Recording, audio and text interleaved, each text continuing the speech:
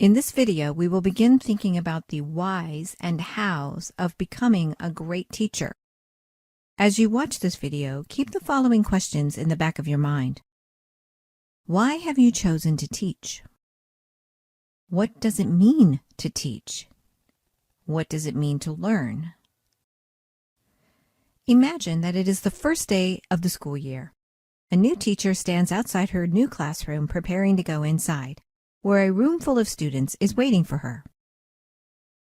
In her mind, the teacher runs through her lesson plans, her own education, and lists of things she's been trying to memorize.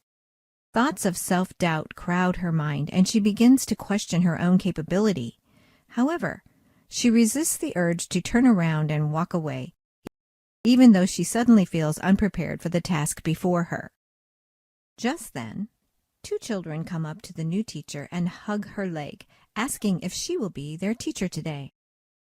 She sees the looks of expectation, eagerness, and excitement on the young students' faces. Suddenly, she realizes that her purpose is not to be an all-knowing and perfect teacher like a robot. Instead, she wants to be loving, relatable, and human.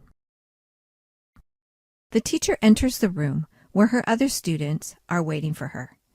She looks around, smiles, and places her lesson plans on the table. She grabs a book, sits on the floor with the students, and immediately begins talking to and reading with the children. This wasn't in her carefully planned lesson, but the students are happy, and so is she. Now, think about your own very first day of teaching. Can you relate to any of the example teacher's feelings? Did you feel nervous, scared, inadequate, or completely unprepared? Don't worry, this is totally normal. No two students learn exactly the same way, which makes the art of teaching incredibly challenging to master, but incredibly rewarding once you do. In this textbook, you will learn that there is simply not one best way to teach every student. However, you will learn many different practices and methods that will help you adapt to any classroom. You will learn how to determine your purpose for teaching and your own personal pedagogy. You will determine your best teaching styles based on your own education, life experiences, interests, goals, and personality. You will also learn how to figure out your students' learning styles. You will learn the importance of staying adaptable, since often your teaching style may not work well with a student's learning style.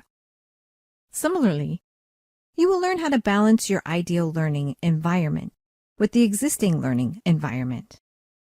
Most importantly, you will learn that being a relatable teacher who is prepared for any type of learning situation is more important than being an all-knowing and perfect robot. Think about the teacher preparing for her first day and compare it to the feelings you have about your own first day of teaching, whether it happened long ago or has yet to occur. Apply these feelings to the questions asked at the beginning of this video. Answer these questions now and keep the answers in mind as you progress through the upcoming lessons.